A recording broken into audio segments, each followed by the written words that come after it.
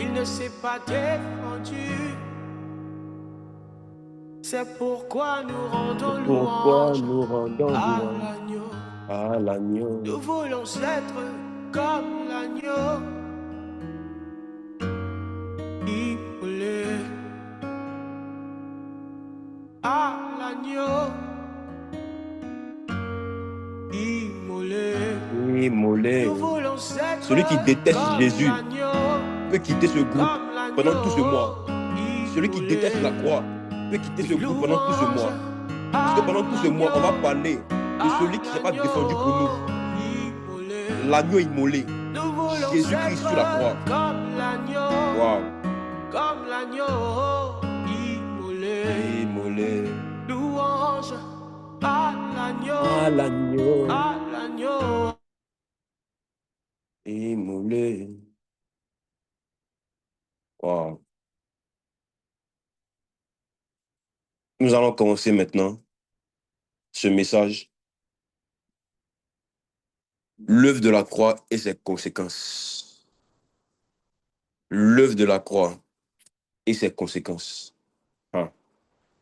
Wow. L'œuvre de la croix et ses conséquences. J'aimerais qu'on prenne Exode 12, versets 21 à 24. Exode 12, versets 21 à 24. Si tu as trouvé, tu ouvres ton micro, tu lis.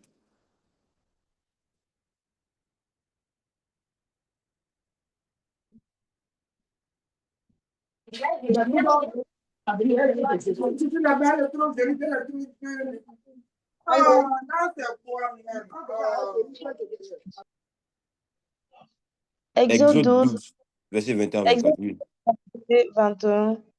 Moïse appela tous les anciens d'Israël et il leur dit, allez, prendre du bétail pour vos familles et immoler la Pâque.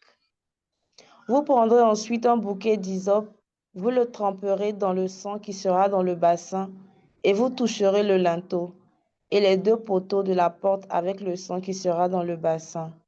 Nul de vous ne sortira de sa maison jusqu'au matin.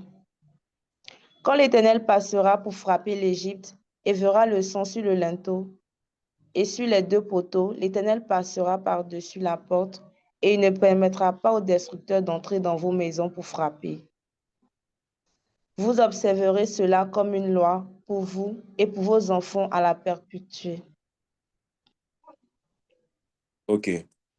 Tu vas lire aussi un deuxième verset, 1 Corinthiens 5, verset 7. D'accord. On va faire le lien. 1 Corinthiens 5, verset 7. Je viens. Wow.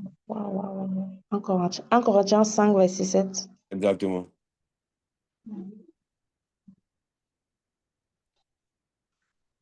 Faites disparaître le vieux levain, afin que vous soyez une pâte nouvelle, puisque vous êtes sans le levain, car Christ, notre Pâque, a été immolé. Car qui Car Christ, notre Pâque, a été immolé. Ok. On peut voir ces deux versets. Lorsqu'on lit ces deux versets, on peut faire une comparaison. On voit dans Exode 12, verset 21, Moïse dit immoler la Pâque. Il dit immoler la Pâque. Et lorsqu'on vient dans le Nouveau Testament, l'apôtre Paul parle aux Corinthiens. Il parle de Christ. Il dit Christ est la nouvelle Pâque. Il dit Christ est la nouvelle Pâque.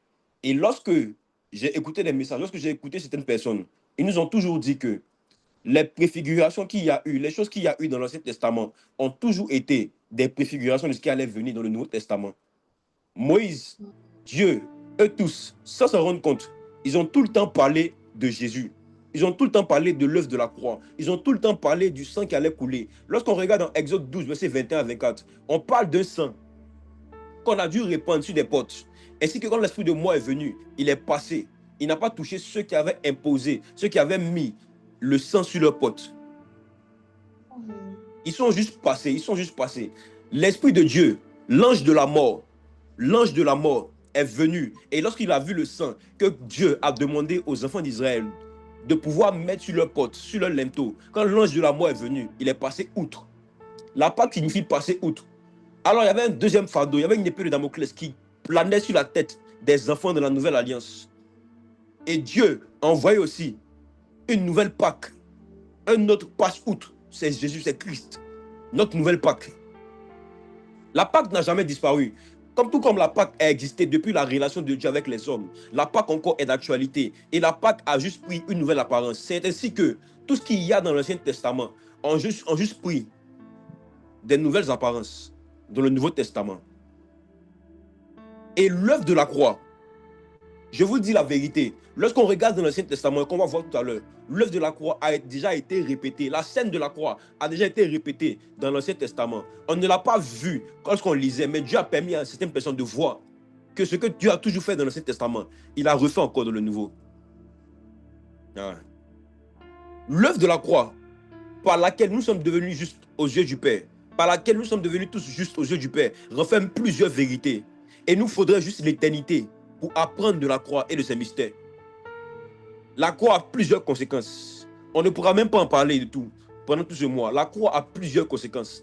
La crucifixion de Jésus, œuvre par laquelle chaque homme sur la terre a la promesse du salut et de la vie en abondance, nous enseigne tellement de choses que chaque disciple de Jésus, chaque disciple qui est né de nouveau, doit connaître pour sa famille et être infaillible dans sa manière d'annoncer l'évangile. Beaucoup de gens n'arrivent pas à bien annoncer l'évangile parce qu'ils ne connaissent pas les thèmes de base de l'évangile. Ils ne connaissent pas qu'est-ce qu'on doit dire aux païens, qu'est-ce qu'on doit leur dire véritablement pour qu'ils puissent comprendre le mystère de la croix. Voici pourquoi beaucoup de personnes rentrent dans la foi par un autre chemin. Or, pour rentrer dans la foi, il ne faut pas d'autre chemin que celui de Jésus et de la croix. Que celui de Jésus et de la croix. Jésus et sa croix est la porte la plus parfaite pour avoir un vrai salut. Des gens qui sont rentrés dans la foi par la croix, c'est difficile pour eux de rétrograder parce qu'ils sont rentrés par la plus forte des portes. Parce que les mystères qui referment la croix, les choses qu'il y a dans la croix et ses conséquences ne peuvent pas permettre à quelqu'un de rétrograder. Impossible. Impossible. Impossible. Le rôle des colonnes, le rôle des personnes qu'on appelle les colonnes, c'est de venir dire, voici ces choses qui ont permis aux chrétiens comme Pierre, aux chrétiens comme Paul, de ne plus jamais rétrograder après. Pourquoi est-ce qu'après la rencontre avec Jésus, ils sont plus retenus là où ils étaient? Parce qu'ils ont vu le vrai Christ. Beaucoup de personnes n'ont pas vu le vrai Jésus. Voici pourquoi ils rétrogradent beaucoup. Or, celui qui a vu le vrai Christ va savoir qu'il peut tomber et revenir, mais jamais rétrograder. Parce que la vraie porte qu'il a vue, c'est la porte de la croix. Derrière la croix se cachent des grâces particulières que Christ nous a données. Que Christ nous a données. Que Christ nous a données. L'œuvre de la croix. Dans l'ancienne alliance, ils avaient d'autres choses sur lesquelles ils s'appuyaient pour rentrer en relation avec Christ. Mais dans la nouvelle alliance, votre alliance a commencé par la croix et ne va plus jamais se terminer. Pourquoi est-ce que dans ma génération, on ne cherche pas à comprendre l'œuvre de la croix? La nouvelle alliance, même qu'on vit, qu'on dit que Dieu est miséricordieux, Dieu est amour, Dieu est grâce, même cette nouvelle alliance-là a commencé avec la croix. A commencé avec la croix. Cette nouvelle alliance a commencé avec la croix. Accrochons-nous à la croix, lisons la croix, méditons la croix, dormons avec la croix et sachons porter en nous l'œuvre de la croix. Et parmi les choses que la croix a données à l'humanité, je vais en parler d'une ce soir. La rédemption. La rédemption. La rédemption. Découvrons ensemble. C'est quoi la rédemption? La rédemption est l'un des thèmes de base de l'évangile. La rédemption est l'un des thèmes les plus puissants de l'évangile. Et celui qui connaît en fond, en détail, en large la rédemption, c'est dur de lui d'affecter. Les péchés même, c'est dur pour lui de rentrer et de ne pas en sortir. La culpabilité, il va le lâcher parce que la rédemption y est. Parce qu'il connaît qu'est-ce que la croix a apporté. La croix a apporté la rédemption. On commence. C'est quoi la rédemption? Je vais aller dans les origines. La rédemption du latin redemptio, qui veut dire rachat, c'est un concept qui vient de la théologie. C'est un concept qui vient de la théologie. Ça veut dire quoi? C'est un concept qui a été créé dans le cadre religieux. Je vous dis la vérité. Il n'y a aucun mot. Ce mot rédemption n'est pas apparu dans un autre thème ou dans une autre situation, si ce n'est dans le thème de la croix, si ce n'est dans le thème de l'évangile. C'est théologiquement que le mot rédemption a apparu. Voici pourquoi le mot rédemption, lorsqu'on l'utilise dans un autre cas, on est en train de blaser le sens ou de blaser l'origine. Or, l'origine même du mot rédemption ne peut être rattachée tout le temps au judaïsme, au christianisme et à l'islamisme. qui signifie que l'humanité peut accéder au salut. Le mot rédemption ne peut pas être dissocié du mot salut. Lorsqu'on parle de rédemption, on parle tout le temps de salut. Et pour parler de salut, il faut être dans le cadre de la religion. Il faut être dans le cadre religieux. Première chose. Deuxième chose, la rédemption vient aussi du grec apoulotrosis, qui signifie libération effectuée suite au paiement d'une rançon. Libération effectuée suite au paiement d'une rançon. Et une chose extraordinaire, la rédemption veut dire quoi aussi? La délivrance. La délivrance. La délivrance. La délivrance. De cette définition, j'ai tiré 3 vérités profondes. De cette définition, j'ai tiré 3 vérités profondes. Première vérité, on ne parle pas de rédemption si ce n'est pas dans le cadre religieux. Le terme rédemption est utilisé, c'est parce qu'il y a eu un acte religieux qu'on a utilisé le mot rédemption. Alors si quelqu'un vous parle de rédemption sans qu'il y ait un cadre religieux, il ne parle pas de rédemption parce que la rédemption est un acte spirituel. La rédemption a commencé dans le monde spirituel avant de venir dans le monde physique. Si quelqu'un parle qu'il a reçu une rédemption, c'est parce que cette rédemption a commencé dans le monde spirituel avant de venir dans le monde physique. Ah. Le terme rédemption a une portée au-delà du monde physique. Voyez, le mot rédemption, ne voyez plus jamais ce mot pareillement. Lorsqu'on parle de rédemption, sa portée est au-delà du monde physique. Elle est spirituelle. Aujourd'hui même, les gens utilisent ce terme pour quelqu'un qui a souffert pendant longtemps d'un mal que les gens lui ont porté. Et lorsqu'il réussit, il dit quoi? J'ai vaincu. Rédemption. Il y a un film qu'on appelle même Rédemption, où il y avait Yuri Boyka. Rédemption. Qui a été libéré d'un mal qu'il avait. Qui a été atteint de quelque chose qu'il avait. Mais le vrai thème rédemption commence d'abord dans le monde spirituel. Deuxième vérité, on ne parle pas de rédemption sans qu'il y ait eu un échange. Dans la deuxième définition, j'ai dit quoi? La rédemption, c'est une libération effectuée suite à un paiement. C'est parce qu'il y a eu paiement qu'il y a eu rédemption. Donc, cette vérité veut dire, dans cette vérité, je dis quoi? La rédemption, il y a toujours un échange lorsqu'on parle de rédemption. S'il n'y a pas eu un échange, s'il n'y a pas eu des transactions, il n'y a pas eu rédemption. Ce terme signifie rachat. On a donné une chose pour en recevoir une autre. Soit parce qu'elle a de la valeur, soit parce qu'elle n'était pas à sa place. Soit parce qu'elle a de la valeur, ou qu'elle n'était pas à sa place. Dans le grec, on parle même de libération suite à un paiement que j'ai dit tout à l'heure.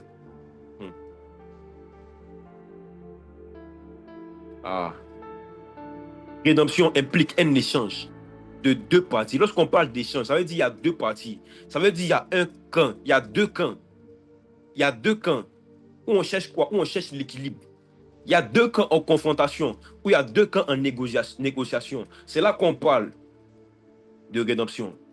Et troisième vérité profonde, on ne parle pas de rédemption sans délivrance. Voici pourquoi beaucoup de personnes ne sont pas délivrées après qu'ils aient dit qu'ils ont accepté Christ. Parce qu'ils n'ont pas connu la rédemption par la croix.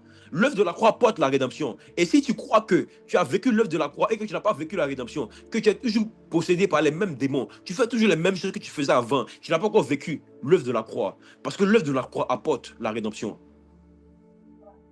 Le thème rédemption est indissociable de la délivrance. Là où ce thème est, il y a toujours une délivrance. Et ce soir, je prie que Dieu délivre quelqu'un de l'ignorance, d'une souffrance ou de quelque chose que nous ignorons, parce que c'est lui qui est le rédempteur. On parle de tous ces thèmes rédemption, mais le premier à qui on a dit qu'il est le rédempteur, c'est Christ. C'est Christ. C'est Christ.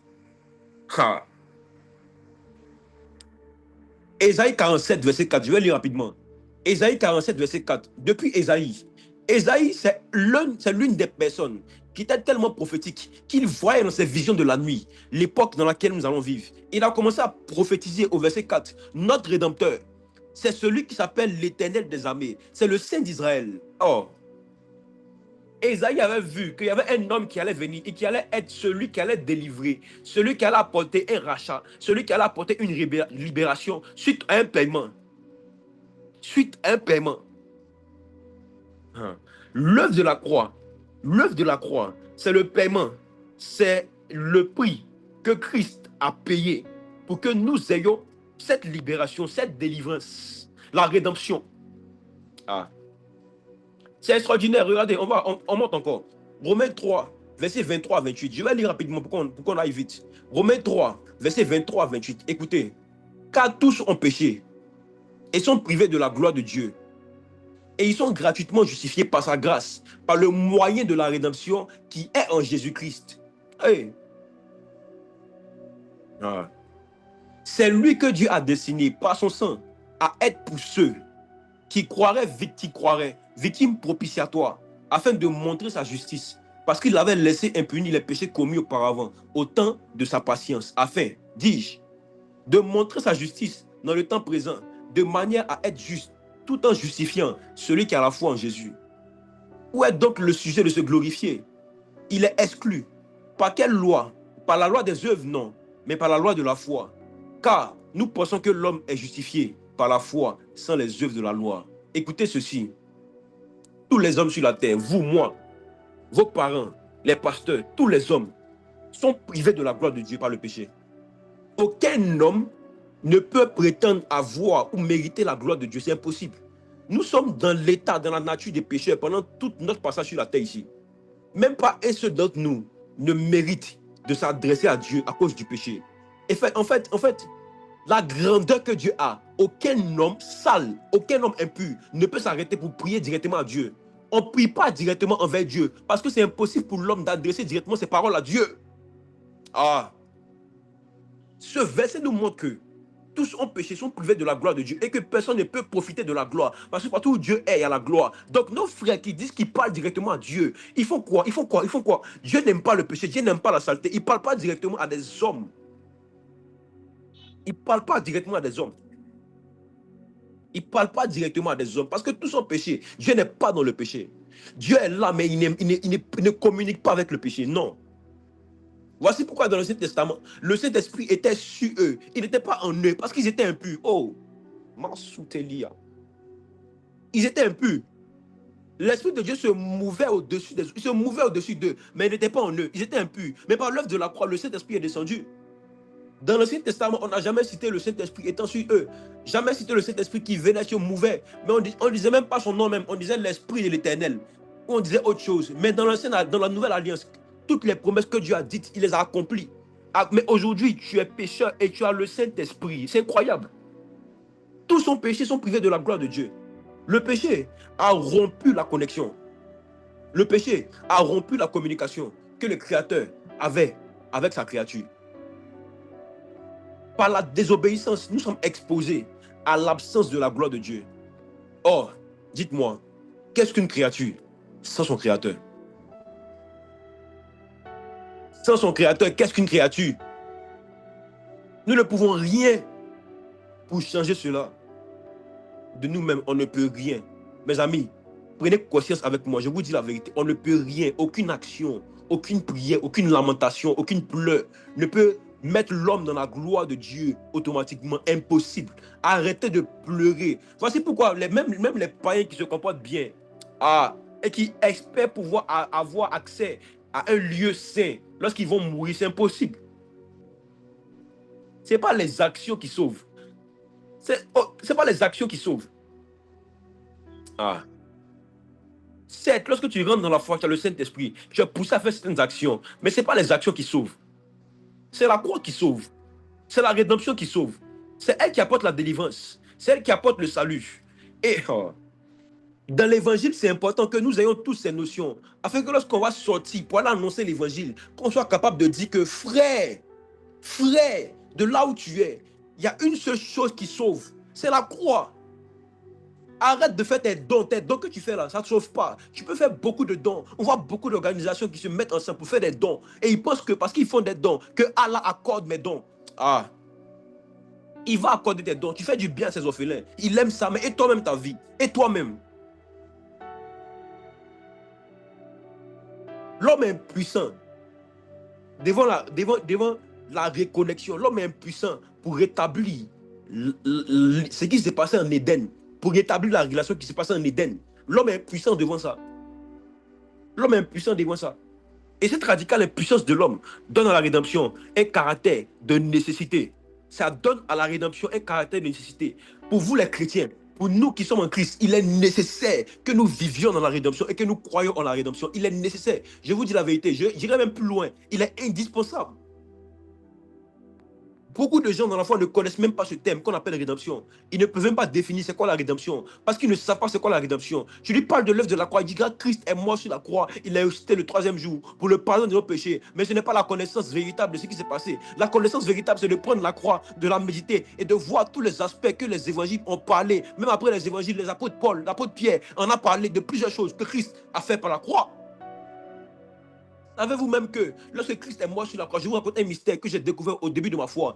Christ est allé même évangéliser sa parole. Il est parti évangéliser dans le séjour des morts. Lorsqu'il est mort, il a fait 3 jours dans le séjour des morts. Pas parce que le diable l'avait retenu, mais parce qu'il était allé annoncer l'évangile au séjour des morts. Dieu était tellement à l'aise, même dans la mort, que pendant sa mort, l'apôtre Pierre l'a dit. Allez-y lire le livre de Pierre. L'apôtre Pierre l'a dit. Il est parti dans le séjour des morts pour aller annoncer encore sa parole. Il était sur la terre. Il commençait à annoncer le royaume des cieux. Même dans la mort, il annonçait encore le royaume des cieux. Les gens pensaient qu'il était mort parce qu'il n'est pas de puissance. Or, parce qu'il est mort pour aller encore annoncer plus de puissance. Ah. Sokamamandus kabila vatua.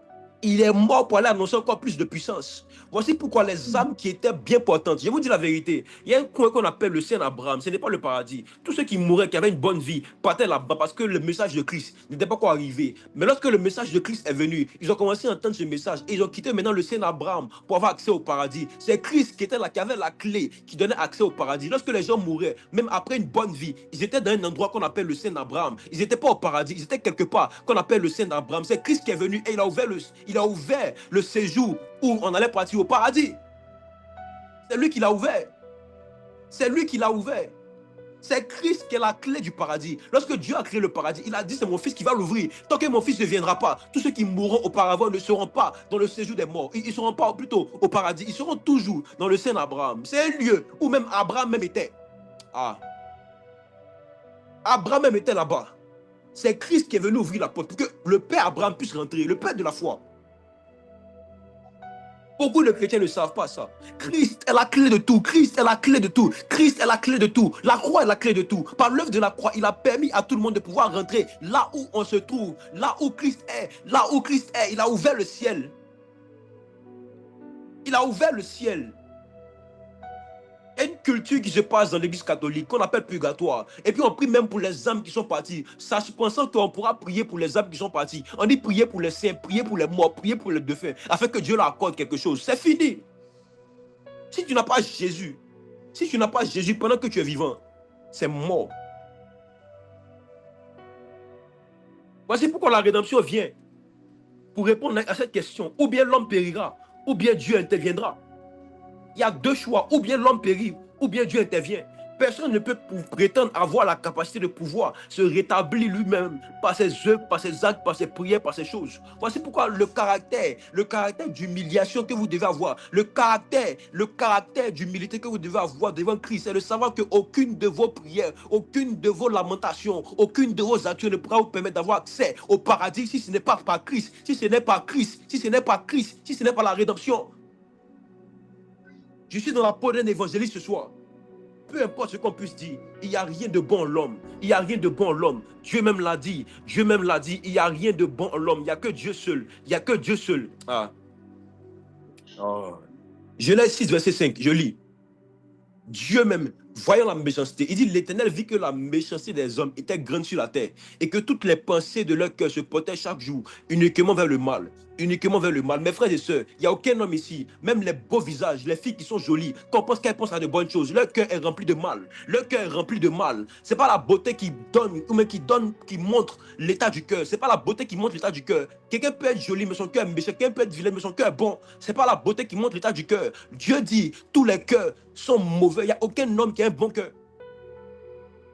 Voici pourquoi lui-même s'est retiré. Il a fermé la porte d'Éden. Parce qu'il a vu que le cœur des hommes était sans cesse tourné vers le mal. Peu importe les efforts de l'homme. Peu importe les efforts de l'homme. Il ne pourra rien faire pour rétablir la connexion qu'il y avait en Éden. Il n'est pas au pouvoir de l'homme de se racheter. Il n'est pas au pouvoir de l'homme de se transformer. Il n'est pas au pouvoir de l'homme de se rénover. Même s'il en éprouve la volonté, le péché l'a rendu impuissant parce qu'il a troublé même la source même de sa vie. Et nul être terrestre ne peut de lui-même naître de nouveau. La nouvelle naissance là, ce qu'on appelle une nouvelle naissance là, aucun homme ne peut naître de nouveau lui-même. C'est impossible. Désormais, lorsque vous posez des questions aux gens qui disent sont chrétiens, demandez-lui est-ce que tu es né de nouveau. S'il dit je suis chrétien, je vais à l'église. S'il dit frère, es-tu né de nouveau?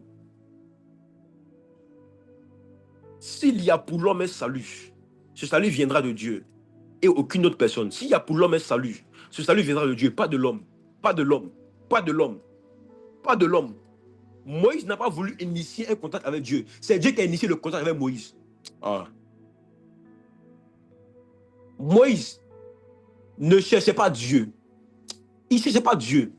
Moïse était dans les faits son troupeau. C'est Dieu qui a initié le contact avec lui. Parce que dans sa nature, Dieu ne communique pas avec les pécheurs. Il ne communique pas lui-même directement. Il faut passer par une autre chose. Et le buisson en feu que Moïse avait vu, c'était l'œuvre de la croix, c'était Christ. Ah, pour entendre la voix de Dieu, Moïse devait avoir une vision. Il a vu le buisson en feu, il a vu Christ avant d'entendre la voix de Dieu. Il y a une préfiguration de la croix. Un feu qui est dans un buisson, qui est en train de brûler. C'était la croix que Moïse avait vue d'abord avant d'entendre la voix de Dieu.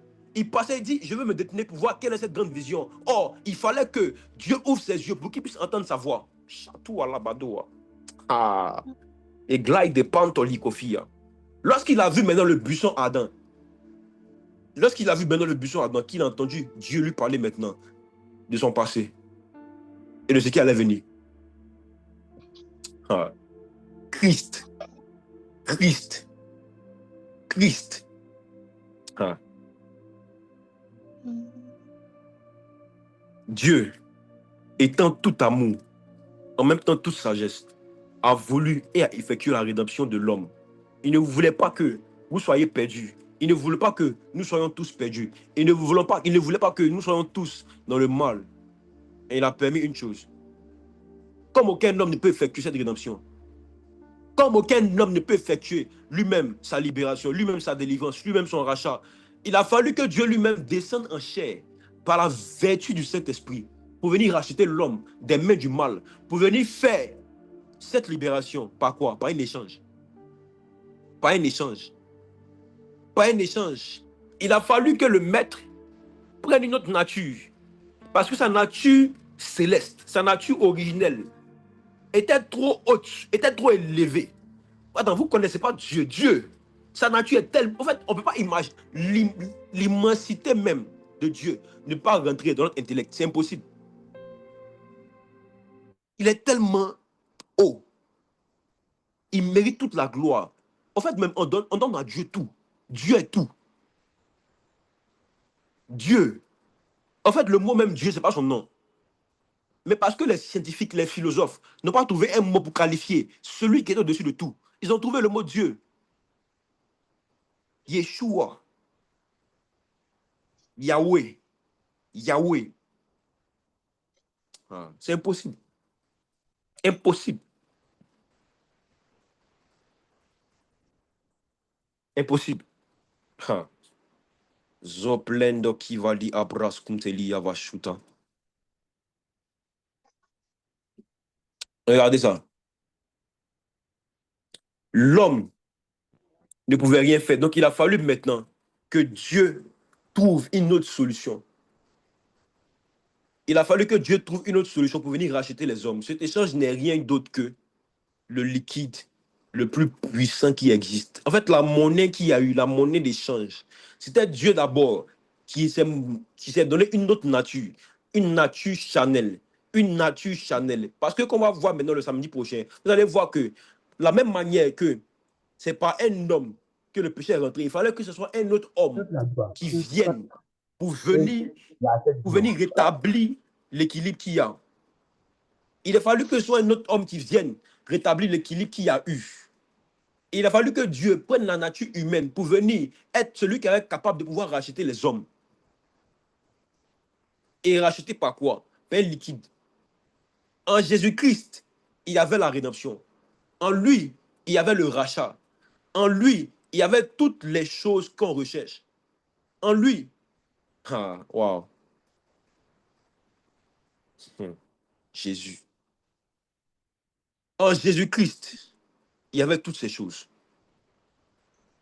L'homme a en Christ l'accomplissement de la promesse que Dieu a faite à Moïse, à Jérémie, à Ésaïe, à Joël, à tous les esprits des prophètes, le rachat de son peuple.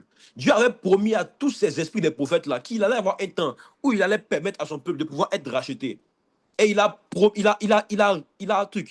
fait cette promesse, il a réalisé la promesse. Un paiement qui n'était pas en argent, qui n'était pas en or, qui n'était pas en valeur quantifiable, mais qui était la vie même du Fils de Dieu. Son sang sur le bois, il a payé le prix de sa vie à cause de l'amour qu'il avait pour nous. Il a payé le prix de sa vie à cause de l'amour qu'il avait pour nous. Dieu nous a tant aimés qu'il a donné son Fils unique, afin que quiconque croit en lui, quiconque croit en la rédemption, ait la délivrance, ait le salut, ait pour toujours, je ne dis pas pour un peu de temps, pour toujours, même pour ceux qui ne sont pas encore nés, même pour ceux qui étaient nés, mais qui avaient accepté Christ. Une fois que tu acceptes Christ, tu as accès au salut. L'accès au salut est garanti par Christ. L'accès au salut est garanti par Christ. Ma soeur Lemuel, prend Ésaïe 53, verset 4 à 7. Wow.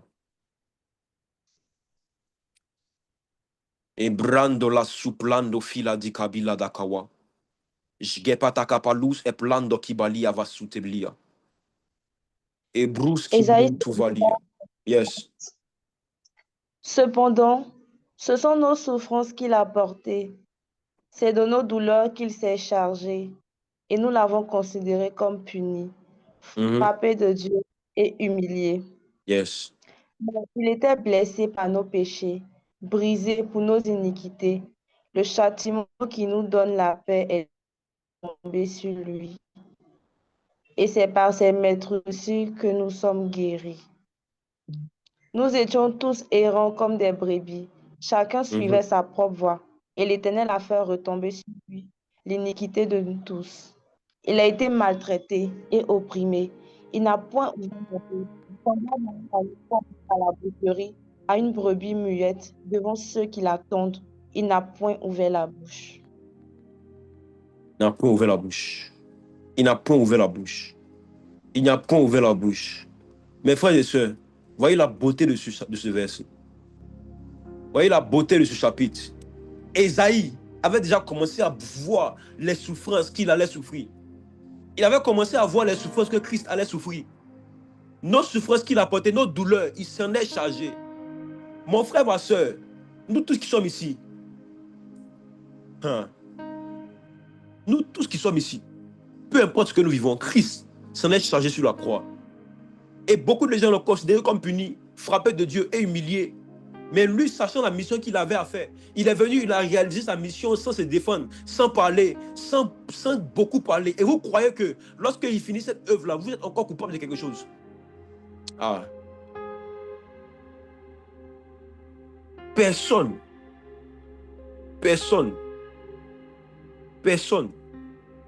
qui connaît cette vérité, qui connaît la rédemption, ne peut être encore dans la culpabilité.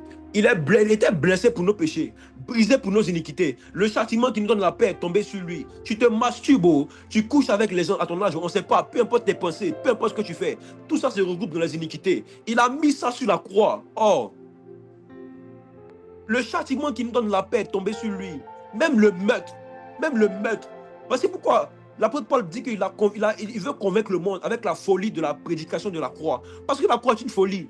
Pour les hommes comme toi, pour les hommes comme moi, c'est impossible que, après les péchés qu'on ait commis, on a prié, on dit qu'on ne va plus répondre. On a prié le soir, on ne va plus répondre. Demain, on fait. On a prié la veille, on dit on ne va plus répondre. Après, on fait. On a dit qu'on ne va pas faire telle chose. Après, on fait. On finit de prier. Juste après, on ment. On finit de mentir. Juste après, on pêche. On fait toutes ces choses-là en boucle, en boucle. Et en boucle.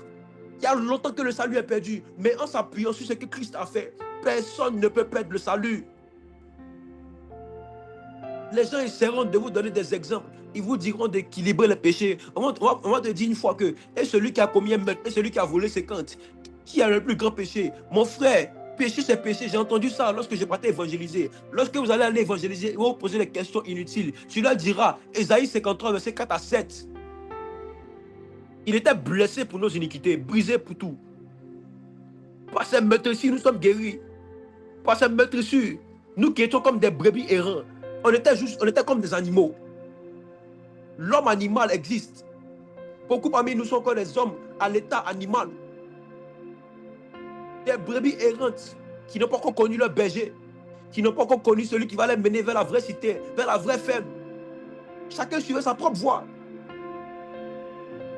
L'Éternel Dieu a fait retomber l'iniquité sur un homme que les gens ont négligé, que les gens ont banalisé. La Bible dit qu'il n'avait rien pour plaire, parce que Christ n'était pas, on dit qu'il n'avait rien pour plaire, il n'était pas quelqu'un qui avait des beaux vêtements. Il ne ressemblait pas au roi que les gens avaient annoncé. Il ne ressemblait pas au gars que Christ avait décrit dans les Écritures, que Dieu plutôt avait décrit. Il ne ressemblait pas au gars que Esaïe parlait. Lorsque Esaïe parlait, on parle comme ça, on se dit que c'est quelqu'un qui va venir sur un cheval avec des épées. Il n'avait rien pour plaire. C'était un homme lambda, mais qui était rempli de puissance et d'humilité, qui était rempli de sacrifices, rempli d'amour, qui est venu donner sa vie pour toi, pour moi, et qu'il est mort sur la croix. Lorsqu'il est mort sur la croix, les conséquences de la croix sont tombées sur toi. Par les conséquences de la croix, mon frère, je te dis la vérité, tu as péché tout de suite. Tu dis par l'œuvre de la croix, je suis libre, et tu es libre tout de suite. Tu es libre tout de suite. Tu es libre tout de suite. Et il te permet après par le Saint-Esprit de pouvoir te racheter en faisant certaines actions. C'est là maintenant que les actions viennent. C'est là maintenant que les actions viennent. Mais aucune action ne peut te rapprocher du salut si ce n'est pas le sang de Jésus et la croix. La vraie porte par laquelle on rentre par la conversion, c'est Jésus, c'est Jésus, c'est Jésus. C'est la croix. Il a été maltraité et opprimé. Il n'a point ouvert la bouche, il n'a même pas parlé. Semblable à un agneau qu'on met dans la boucherie. Comme un mouton qu'on va aller égorger pour aller manger. Une brebis muette. Une brebis muette. Une brebis muette. Il n'y a aucune œuvre humaine qui puisse accorder la rédemption si ce n'est la croix. La croix est une œuvre parfaite. Colossiens 1, versets 12 à 14. Je lis. Rendez grâce au Père qui vous a rendu capable d'avoir part à l'héritage des saints dans la lumière, qui nous a délivrés de la puissance des ténèbres et nous a transportés dans le royaume du Fils de son amour, en qui nous avons la rédemption, la rémission des péchés. Frères, la Bible est tellement claire que, en fait, les humains sont rentrés dans une forme de raisonnement qui sont venus biaiser leur compréhension des choses. Lorsque la philosophie est rentrée à l'école, les gens ont commencé à vouloir tout réfléchir et vouloir analyser toutes choses comme étant des choses, comme recherchant la vérité. En fait, le gars qu'on appelle Descartes, il a commencé à blaguer les gens. Il a dit qu'il a commencé à voir tout ce qu'il croyait comme choses qui étaient vraies, comme fausses. Et puis il a commencé maintenant à penser. Mais lui-même, il s'est rendu compte à la fin de sa vie qu'il y a une personne qui est au-dessus de toutes choses, qu'on appelle Dieu. Tous les scientifiques se réunissent à la fin. Ceux-mêmes qui vous ont dit de réfléchir, d'avoir les pensées critiques, eux-mêmes sont réunis à la fin pour dire qu'il y a une force qui est là. Et par qui? Tout est explicable. Ils ont essayé de s'appuyer sur leur tête pour expliquer tout, mais ils ne peuvent pas. Ce verset est clair. Rendez grâce à Dieu qui vous a rendu capable d'avoir part à l'héritage des saints. L'héritage des saints, c'est le paradis. L'héritage des saints, c'est la lumière. Il vous a rendu capable d'avoir accès à ça, à vous qui avez accepté Christ, qui nous a délivrés de la puissance des ténèbres et nous a transportés dans le royaume des cieux. En qui nous avons quoi? La rédemption. La rédemption. La rédemption et la rémission des péchés. La rédemption donne accès au royaume. Allez dire aux gens que Joanne dit, la rédemption donne accès au royaume. Celui qui n'a pas vécu la rédemption, la croix, il n'aura pas accès au royaume. Parlons franchement aux gens. Parlons franchement aux gens. Et qu'ils arrêtent. S'il y a deux choix qui sont devant toi, soit tu acceptes la croix et tu seras délivré, tu auras la rédemption, tu auras accès au salut, soit tu laisses la croix, mais tu vas vivre une bonne vie. On va dire que toi, que ce gars était bien. Quand tu vas mourir, on va dire, ouais, il était bien, il était bon, il partageait la nourriture, il avait tout ça, mais bon, le vrai but, il n'en avait pas. Jésus. À chaque fois que tu te sens coupable d'un péché, ma soeur, je te parle. À chaque fois que tu te sens coupable d'un péché, tu doubles ton péché. Oui. À chaque fois que tu te sens coupable d'un péché, tu doubles ton péché. Si tu es chrétien, né de nouveau, tu es baptisé du Saint-Esprit, et qu'à chaque fois tu pêches, et puis ton péché reste dans la tête pendant longtemps, mon frère, tu doubles ton péché. Car la culpabilité est une insulte à tout ce processus que Dieu a commencé avec Moïse jusqu'à présent. C'est la loi des prophètes. Si toi tu étais Dieu, tu as fait tout un sacrifice, tu as laissé les écrits dans les livres pour que tes chrétiens, pour que tes enfants puissent voir à quoi ils ont accès après la croix. Et puis les mêmes personnes, lorsqu'ils tombent un peu, ils pensent que le ciel est tombé sur la tête. Or, même dans le péché, c'est là même que Christ voit que tu as besoin de lui. Oh, Dieu est notre Père. Et un Père, c'est celui qui prend soin. C'est celui qui prend en compte les péchés de ses enfants, les péchés cachés, les péchés privés et même parfois honteux. Dieu est notre Père, Dieu est mon Père. Dieu est mon Père. Dieu est nous tous notre Père. Le Père, c'est celui qui prend en considération tout ce que ses enfants ont fait. Peu importe la hauteur de ton péché, la honte que tu dégages, Dieu est ton Père. Toi, ton Père qui est sur la terre ici, quand tu fais des bêtises, il te frappe, mais après il est content, non? À plus forte raison, celui qui est assis sur le trône, lui qui a tout créé, quelqu'un qui t'a produit spirituellement, il t'a fait naître, il t'a connu avant que tu ne naisses. C'est celui dont tu as peur de lui. Approchez-vous du royaume des cieux. Allez vous repentir. Allez vous repentir. À la place de la culpabilité, dis plutôt, il y a un homme qui m'a racheté. C'est Jésus-Christ homme. Rendez grâce au Père de ce qu'il ne vous condamne pas. C'est le diable et vous-même, vous vous condamnez. C'est le diable et vous-même, vous vous condamnez. Parce que le diable a vu que c'était tellement facile d'avoir accès au salut. En fait, c'est facile en vrai d'avoir accès au salut. Donc les pensées des humains qui sont toujours dans la logique, ils disent que c'est pas possible d'accepter Christ, de le vivre, de laisser les choses anciennes, de l'accepter et de rentrer au paradis. C'est impossible pour eux. Pour eux, il y a toute une sorte de processus d'aller tuer les animaux, d'aller faire des sacrifices, d'aller parler à tel homme de Dieu pour rentrer au paradis. C'est impossible. Ils croient qu'ils sont en train de rentrer au paradis. Oh, ils se trompent eux-mêmes. Il dit, celui qui veut venir à moi, qui se charge de ma croix, qui me suive. Ils me suivent. Suivre Jésus, c'est l'une des choses les plus simples, mais c'est impossible pour notre intellect.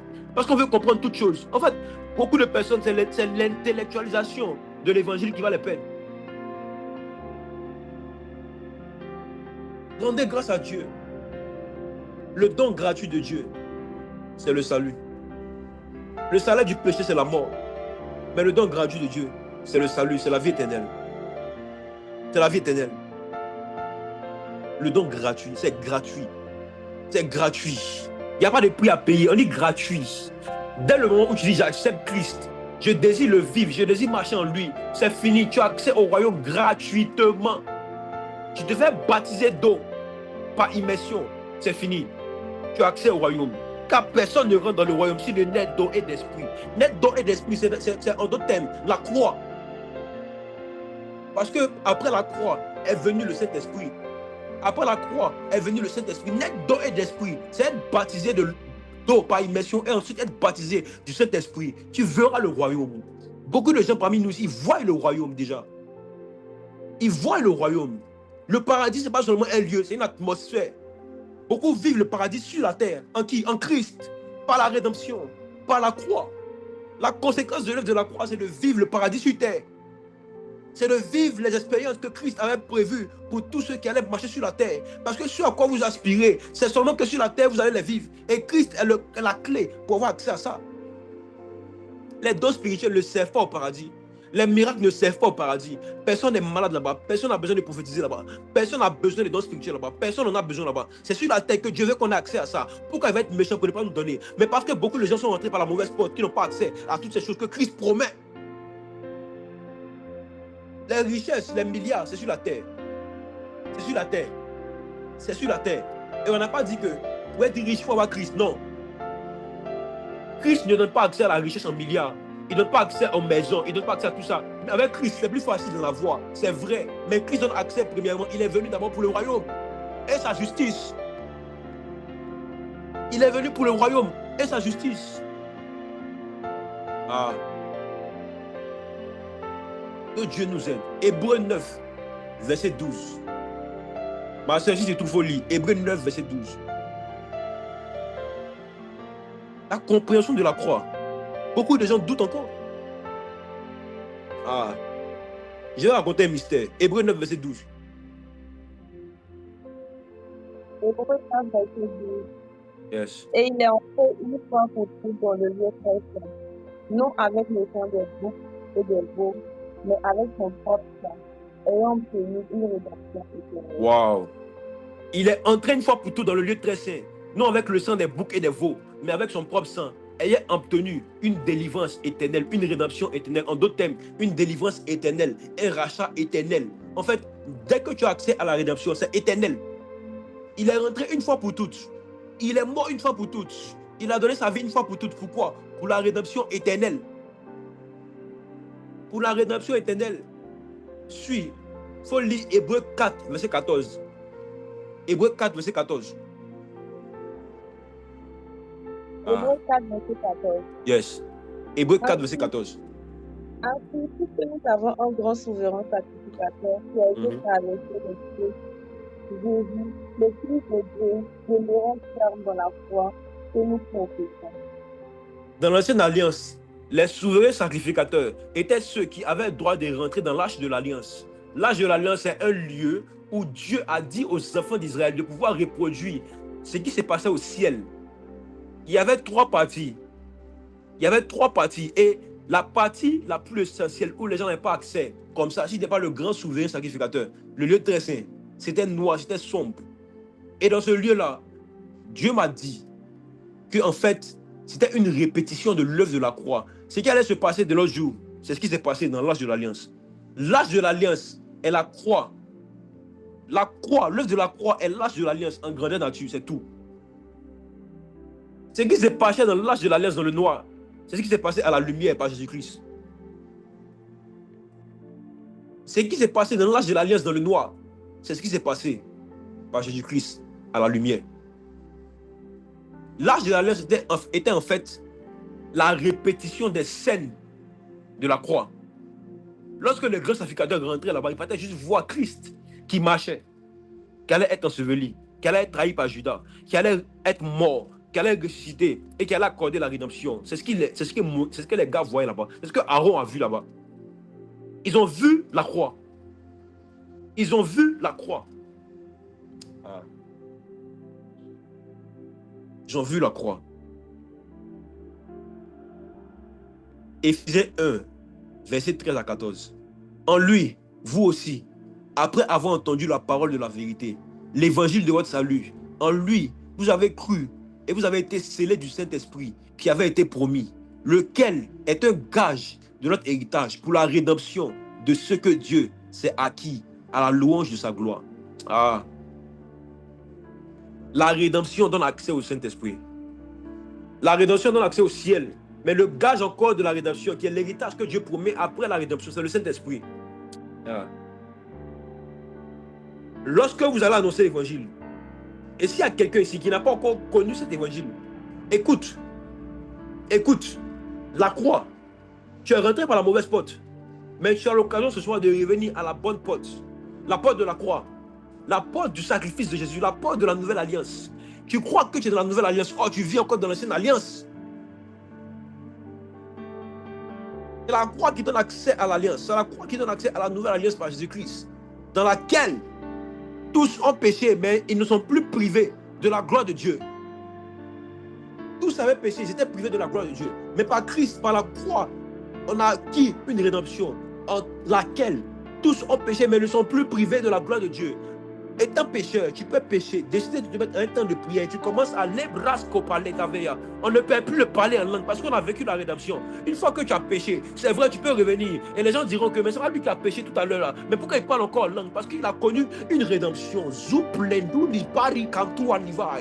Ah, la rédemption. Ce qui prouve encore qu'on a vécu la rédemption, c'est le gage. Vous avez été scellés du Saint-Esprit. Dieu te scelle dans le Saint-Esprit. Par la croix, il te scelle encore dans l'esprit. Tu as accès au royaume et tu as accès aussi à toutes les récompenses qu'il y a dans le royaume. Évangéliste, désormais, annoncez la bonne nouvelle. Dites aux gens de sortir des remords, de la culpabilité. Parce que ce n'est pas le salaire du péché. Le salaire du péché, c'est la mort, c'est vrai. Ce n'est pas ce que Dieu ressent contre eux. Dieu ne ressent pas pour vous la culpabilité. Il ne ressent pas le regret de vous avoir eu comme fils. Peu importe ce que vous avez vécu, il ne ressent pas le regret. C'est lui qui a donné son fils. Il connaît toutes choses avant que toutes choses adviennent. Ton prochain péché de demain, il les connaît déjà. Ton péché d'après-demain, il les connaît déjà. Lorsque Dieu m'a baptisé de l'esprit, il savait qu'à ce moment donné, même dans le ministère, que j'allais pécher après. Mais malgré cela, il te parle. S'il avait anticipé que tu allais être quelqu'un de méchant, je t'assure qu'il allait te briser. Mais parce qu'il sait qu'il y a toujours un échappatoire, il donne la chance à tous les humains de revenir une fois. Voici pourquoi. Le temps qu'il avait prévu pour dire qu'il allait revenir, ce temps ne viendra pas. Ça ne viendra pas tant que le dernier d'entre nous n'est pas venu de nouveau. Il a dit, je reviendrai bientôt. Mais le bientôt qu'il a dit, en fait, c'est une preuve d'amour pour dire que le temps que je vous donne n'est pas limité.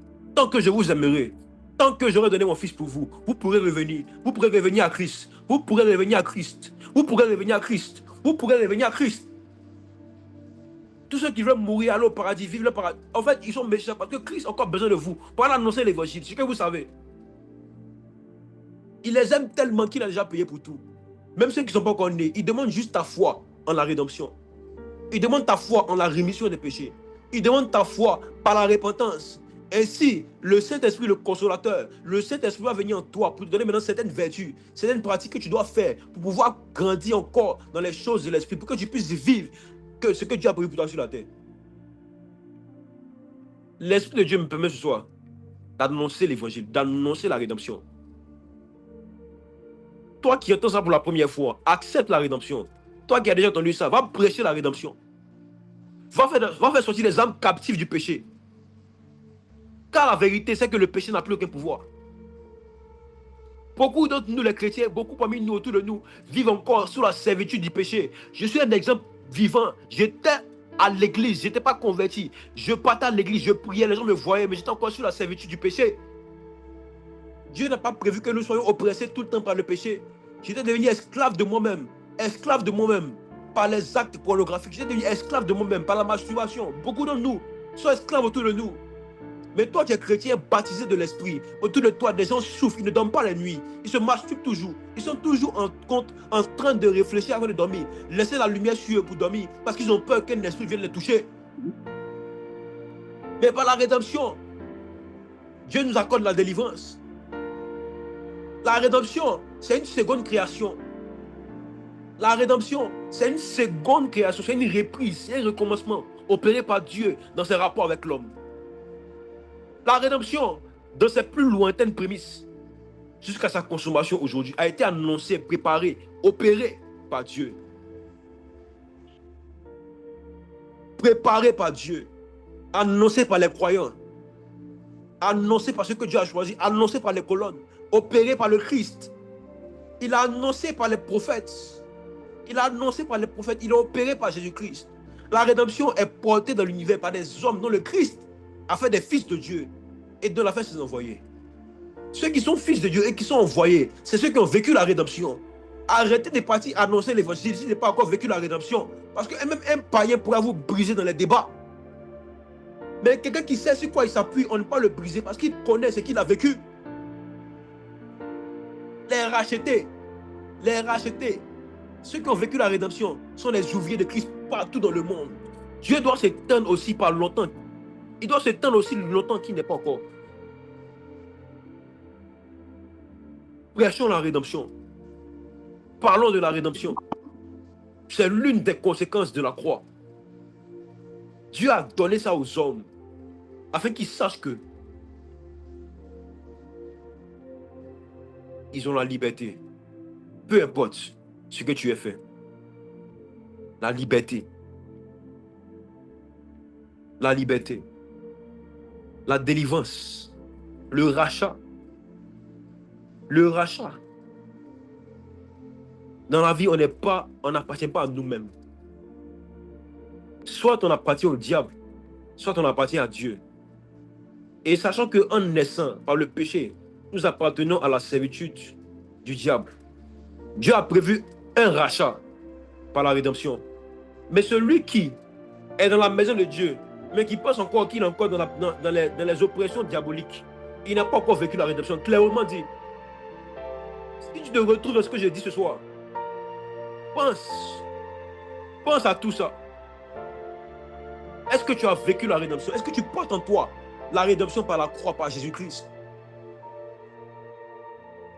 Jésus-Christ t'apporte une porte ce soir, celle de la rédemption. Est-ce qu'on peut prier? Est-ce qu'on peut prier?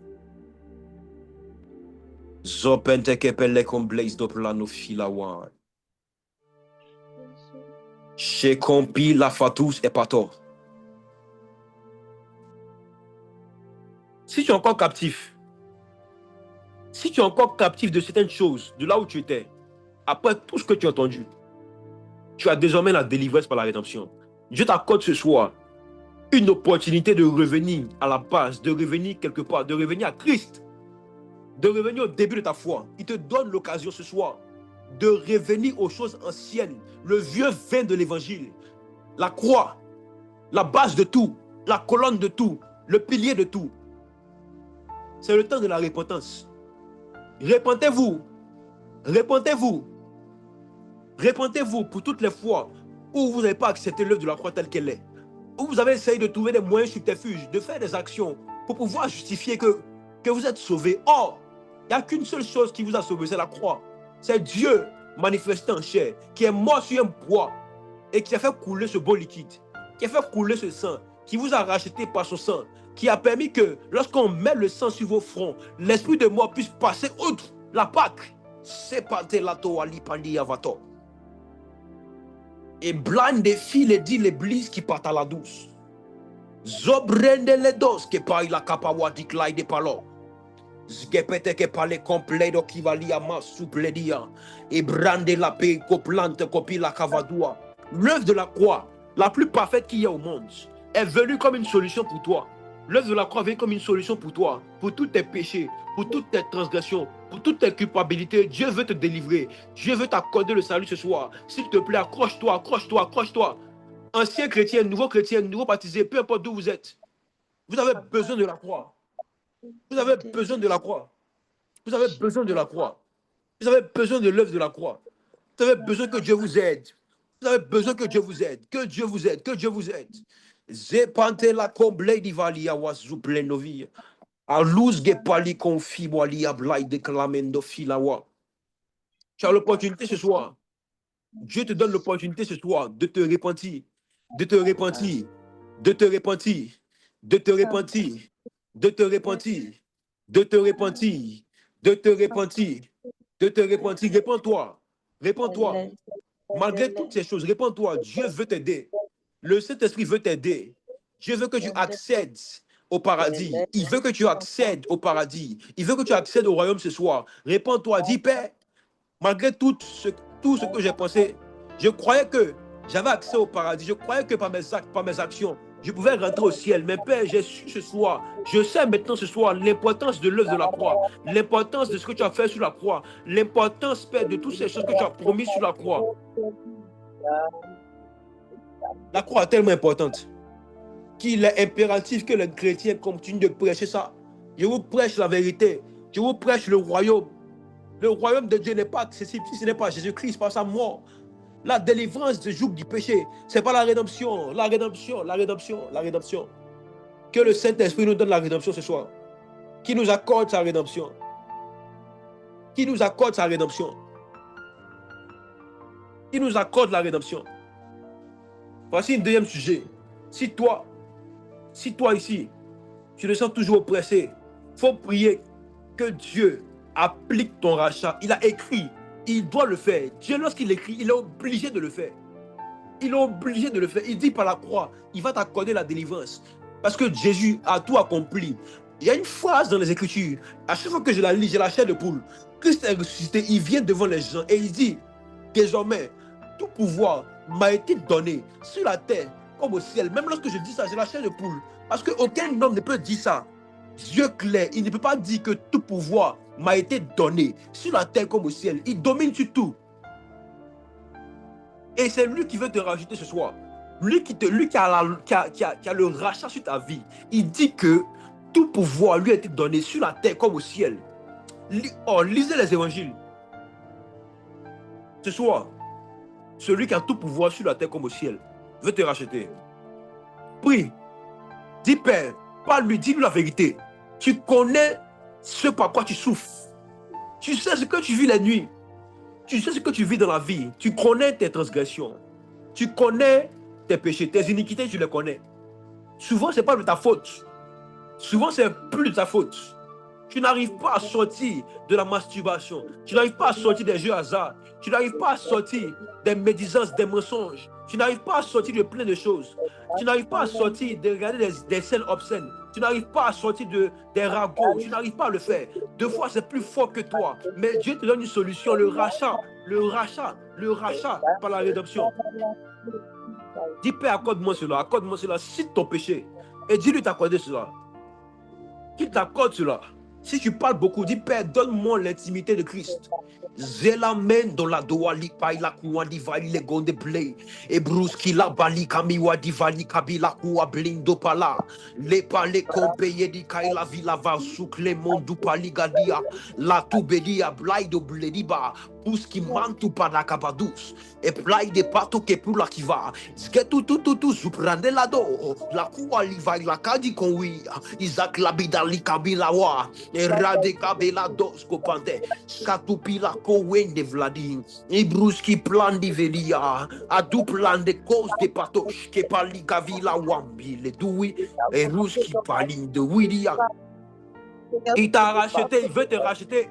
Il t'a racheté, que tu prennes possession de ton rachat, que tu aimes maintenant le contrat qui te lie avec le Seigneur, la croix, la rédemption, vis ta liberté, accepte Christ et vis ta liberté, Zibrandi lobizo planto pepe close de pata la croix lipa et la voix, zekompesh ta klawa diva le ruski mantu, et l'oblé de bladebay, les coups di paliva et les godets.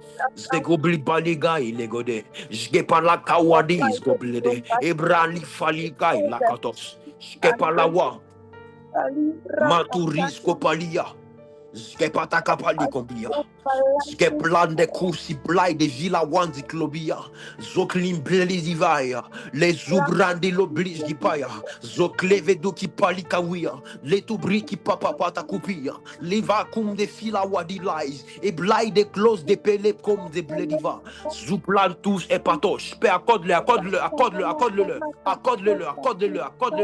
rédemption par Jésus-Christ, rédemption par la croix, que nous marchions par la rédemption, que nous vivions dans la rédemption, que nous parlions la rédemption. Mentele de kobi la bia basuta liabra. Egla de pa ile gobis, gipata kapatus kepata, la kawadifa, la kawadua, le dubris qui papa blinke de diblado blindo viladia.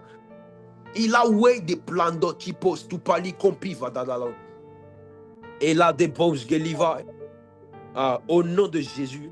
Amen. Je vois quelque chose dans mon esprit. Je vois 6 personnes qui sont appelées. On passe à une autre étape de la prière. Le Saint-Esprit veut nous équiper pour parler de la croix et de ses conséquences beaucoup plus en cette saison. Il y a un esprit de Christ qui est répandu sur tous. Et je vois dans mon esprit, j'ai vu, lorsque j'ai fermé mes yeux, j'ai vu le chiffre 6. Je demandais à Dieu qu'est-ce que c'est. 6 évangélistes sont connectés ici. Il y a 6 évangélistes qui doivent aller annoncer la parole de Dieu. Et que Dieu vous dit de prendre sur vous l'œuvre de la croix et ses conséquences. Vous aurez besoin de ça pour aller prêcher la parole. Parce que lorsque la parole est authentique, elle produit des conversions authentiques. Pas besoin de beaucoup de subterfuges, pas besoin de gros mots, pas besoin de grosses paroles, juste appuyer sur la croix. Vous 6 qui vous sentez ici, évangélistes, reçois le feu maintenant. Sublendo villa visatua liva. Reçois le feu maintenant, évangéliste. Va évangéliser. Appuie-toi sur la croix. Ne change pas de sujet. Un évangéliste, c'est celui qui s'appuie toujours sur l'œuvre de la croix. Par exemple, sur l'apôtre Paul, l'apôtre Pierre, l'apôtre Timothée, Zubrendi Lévi, l'atoua likom de Diovis, Kobi à la katoua, Jketa kapa lu complet de rouges qui paligom levida. Évangéliste, va prêcher la parole. Zoplen des clauses de Blédivaï. Reçois le feu qui pousse les gens à parler beaucoup plus de Christ et de sa croix, de sa mort, de sa résurrection. Pas parler de Jésus. Va parler de Jésus. Et les devlei doris copila divlai. Iglai do please gu papa zouk lamendo plai de palos. Et brade la baille le covidia. Assumez votre rôle évangéliste. Koti pali copila kuali vatua la kamandos. Saint-Esprit, descends sur nous. Oh, maje comble divine. Ilawada blaze go patalus. Alios,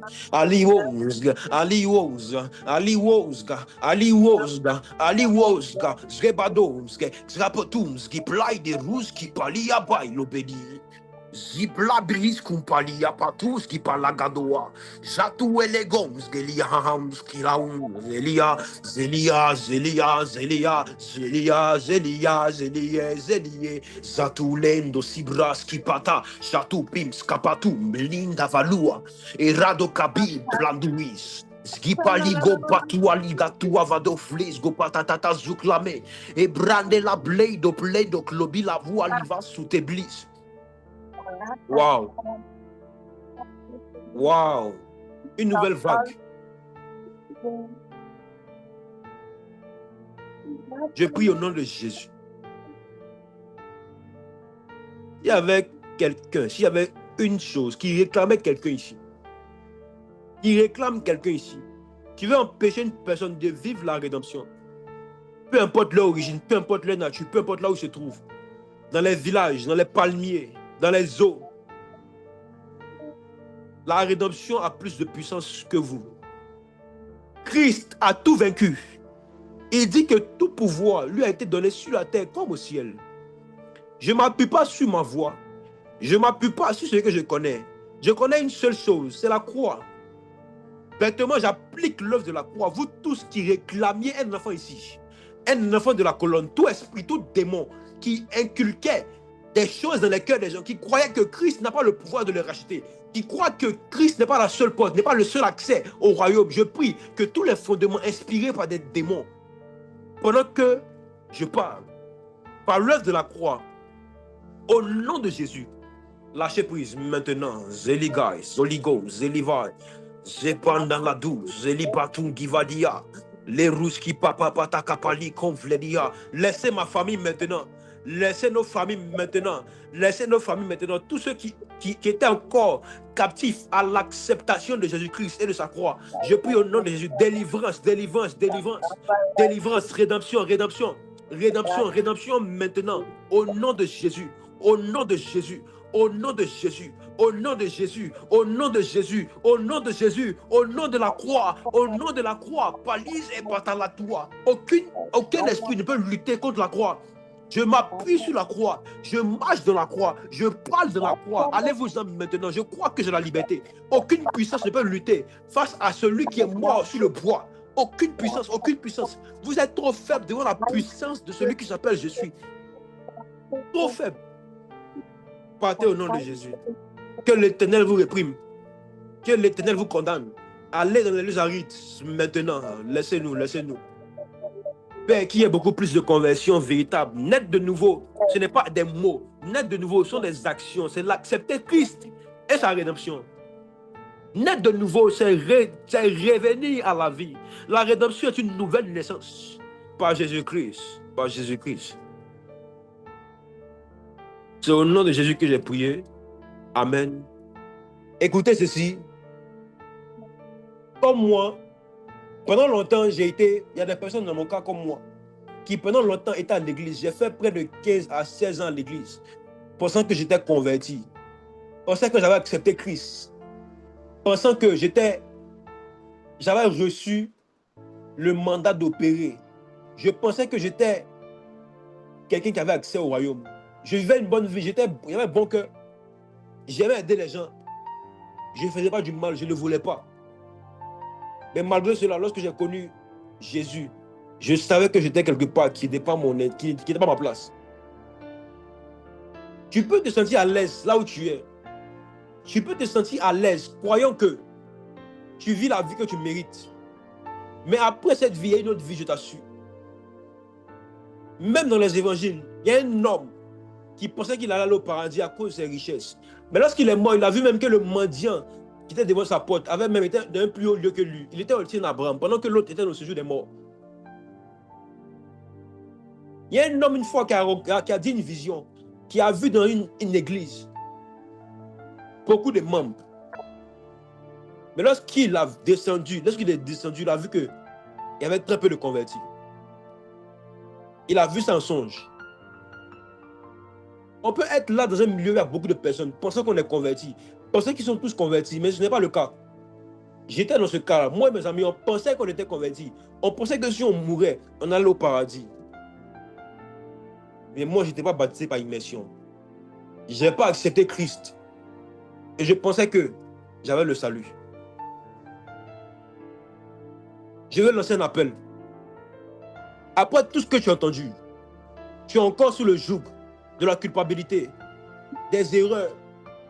Tu souffres, tu pleures, pensant que c'est fini pour toi. Dieu a prévu avec sa croix l'assurance du salut.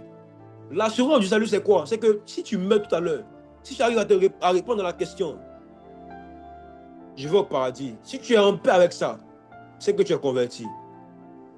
C'est que tu es converti. Posez-vous la question maintenant. Si tu meurs tout à l'heure, est-ce que tu vas au paradis?